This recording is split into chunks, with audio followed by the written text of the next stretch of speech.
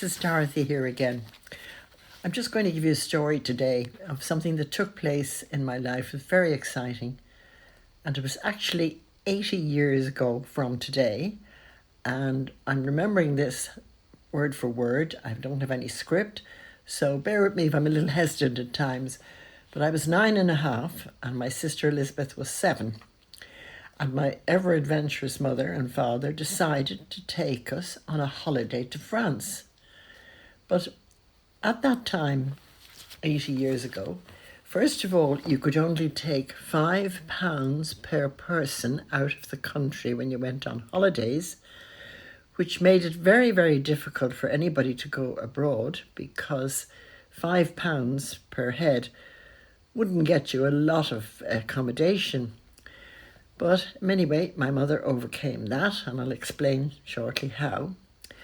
They also planned to go down to Cove in Cork and to pick up an American liner coming in from the States, dropping people off at Cove and going on to Le Havre in France, where you get a train or a bus down to Paris. So it meant we had to overnight in Cove. It was quite a long journey down. And the line we were travelling on was the White Star Line. And the name of the ship we were going to travel on was the SS America. And it had just come off duty during the war, because at this stage the war was over just a year. So it had been refitted for taking passengers, and it was a beautiful, massive, big luxury liner. So you got the luck of the draw when you got on, whether you got a suite or a good double cabin or what you got. It depended on what they had in Cove when the people got off. So anyway, we drove down from 6 in the evening, arrived at Cove, got into a White Star guest house near the port and got to bed, but unfortunately there were other people travelling and they were in the room beside us, and they must have been celebrating all night, whether they were going home from holidays here or whether they were Irish people emigrating, I don't know, but they made a lot of noise, so we didn't get much sleep. But we had to get up at 6 o'clock the next morning to take the ferry out to the big boat. So we went down. So there was my mum and dad, my mum's sister, Auntie Annie, and her husband Billy, and Michael Byrne, my first cousin, and Elizabeth and myself and mummy and daddy. So down we went anyway to get on this, the tender it was called, not a ferry. So we got onto this tender and I thought, this is a huge boat. But I realised why it was so big, because as we got out into the bay towards Crosshaven in Cove, we could see this massive, massive ship moored out in the bay waiting for us. It was such a big ship that it couldn't come into the port. The port wouldn't have accommodated the depth of the, whatever you call the thing on the bottom. I'm sorry, I can't remember. But anyway, so there it was. And as we got closer, I'm looking up, it was like looking up at a mountain. And I thought, how are we going to climb up to the top of this? But of course, as we got nearer, they opened a sort of a hatch on a lower deck and they put out these stairs and gangway. So we got off with great assistance from the crew, and the excitement at this stage was absolutely boiling over. So anyway, they helped us on board and we were absolutely amazed. It was like going into a big town. So we were escorted up after checking in to our cabin, which happened to be a magnificent suite. We were one of the lucky ones that got the good choice. Anyway, so the excitement was absolutely running at a very high level, and we had to control ourselves, this little 7 and 9.5-year-old. Anyway, we had a few little blips getting on because we had to go through customs, and Elizabeth, as I say, was 7, and she was complaining madly that her tweed skirt was hurting her legs down at the hem. So Mummy was very agitated to keep her quiet, and she says, stop. And I said, Mum, why is Mummy being so cross? I didn't realise that she had sewn in quite a good few dollars rolled up into Elizabeth's hem, because we wouldn't be allowed to take it out of the country, and she must have got it from some clients in the shop. So anyway, we got through that and nothing happened. So anyway, we went up to this beautiful big suite, and I said, oh, wouldn't it be lovely if we got something to eat? I wonder what sort of food they have. So anyway, we decided we'd go down to the restaurant. Oh my goodness, the menu. There was items I'd never seen the like of before on. And of course, it was breakfast time because we were very early. So they had a huge cereal menu with things like Rice Krispies, which you'd never heard of, you see. This is after the war in Ireland, and all those years, and none of those products could come in. So I went, studied the list up and down very intently, and hit on something that looked very exotic. So I said to the waiter, I'll have Indian corn, please. Well, you can imagine the look on my face when he arrived with a bowl of porridge. Oh, that was my absolute dread, because we used to be made eat porridge as a child. Good for you, So anyway, meals took off after that. Everything was fabulous, and the amount of fruit. And bear in mind, we had no bananas or oranges or grapes or anything like that. I hadn't seen them because the war had started in 1935, 36, I think it was, to 45, or 39. So I would only been about coming on to food when the war started, off the bottle. So anyway, oh my goodness, this food was just unbelievable choice. We had stuff that we didn't even know the name of. But then on the first night out, we hit a very bad storm, and I had ordered some kind of chicken, and the next thing, the ship rolled to one side, and I found myself with, it looked like a steak. Somebody's plate from Mummy or Daddy's plate had rolled right down. So I found myself with the wrong menu, which caused an awful lot of laughter. We were all roaring, laughing at the good of what we were now eating. Anyway, the ship was magnificently equipped, and there was a gym. And I remember going in, and there were very stout ladies using this belt that they sort of lay back into, and it was banging from side to side and obviously kind of emulsifying the fat. Oh, I thought, what a great idea. Now I'm 9. So anyway, we arrived the next morning in Le Havre about, I think it must have been not morning, but afternoon, about 4 o'clock. And so we got off, and great excitement. You could even smell the difference because of I suppose the Gallois cigarettes smelled much different to what you'd get in Ireland. And then it was a bit warmer, and so we decided we had booked on a train down to Paris. So on the first 10 or 15 minutes on the train, we had a bit of coastline view. And I remember Daddy telling me that the Battle of Britain had taken place on the Normandy coast. And the French had surrendered in Paris, so that Paris was left untouched. So the whole war really the worst part of it took place on this coastline that we're now passing on a train.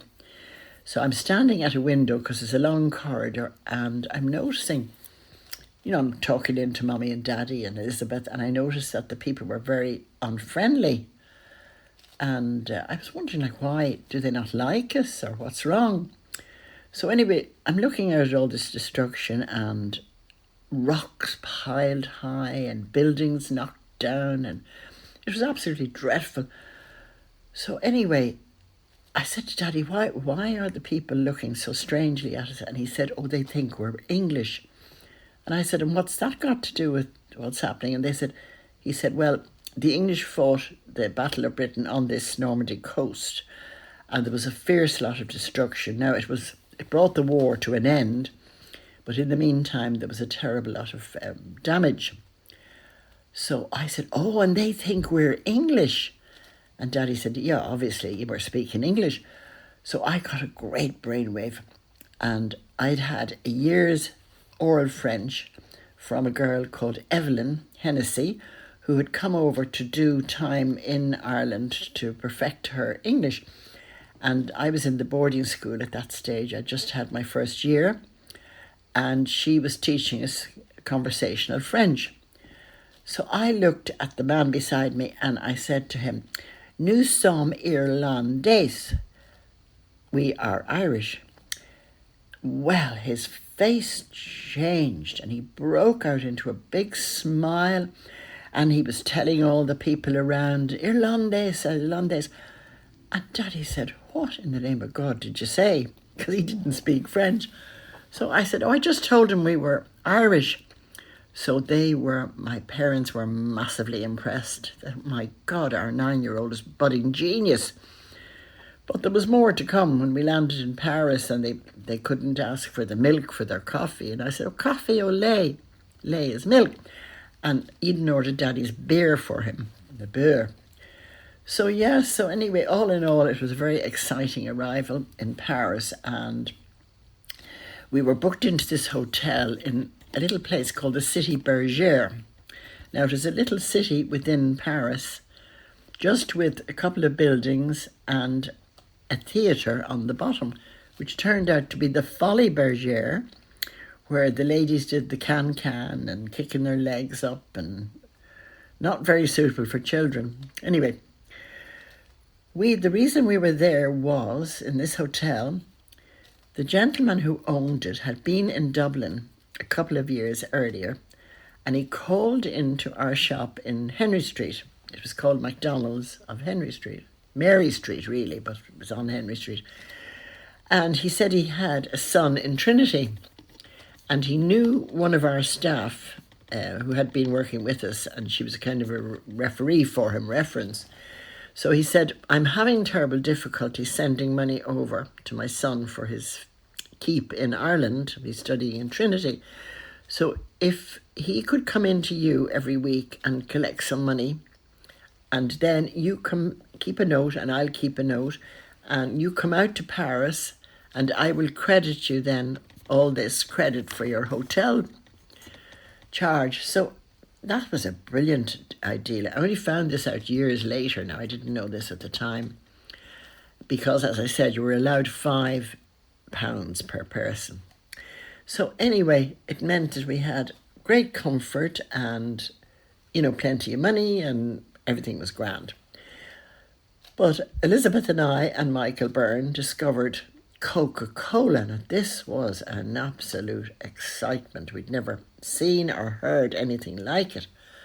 So there was a drought on, and it was very, very hot in Paris. So we were very thirsty. So every time the parents and Auntie Annie and Uncle Billy would take us into a restaurant or a bar, we'd all ordered our Coca-Cola. Well, the consternation for Mummy and Daddy was that the Coca-Cola per bottle cost double what their drink, say wine or a brandy, cost. So they were doing their best to dissuade us, but no, nothing daunted. We kept up our demands for Coke.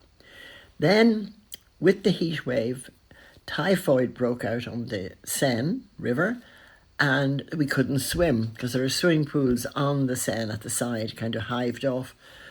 So we were very hot and very moany. So I don't think we made life very pleasant for Mummy and Daddy. Anyway, we still devoured our Coke and did a lot of sightseeing. Went up the Eiffel Tower, went to see Montmartre and Notre Dame Cathedral. So all in all, it was a beautiful visit to Paris. And being so young, there weren't, I don't think, any other children in Ireland who would have been doing holidays like that in 1946. So that was our holiday to Paris. And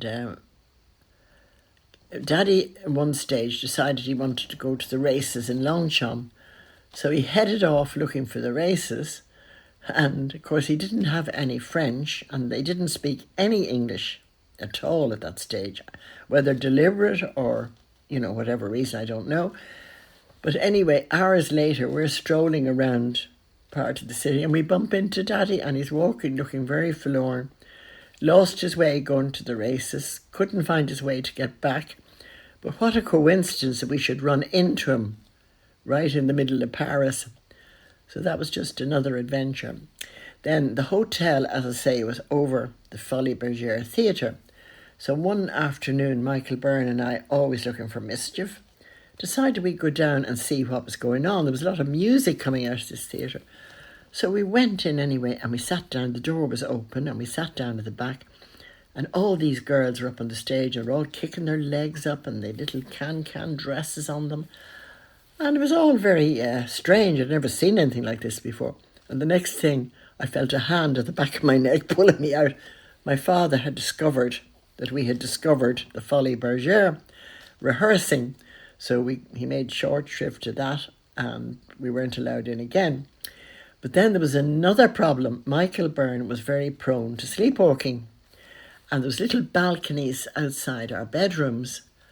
And one night, they're coming home from having a little excursion out, the two sets of parents, and they look up, and there is Michael standing in a diving position on the 4th floor. So they had to fly up the stairs, sneak in nice and quietly, and just take him from behind, not to frighten him, because apparently when you're sleepwalking, it's very, very dangerous to wake you suddenly, I believe. So that was just a little bit of added excitement. And then we saw all the beautiful sights of Paris.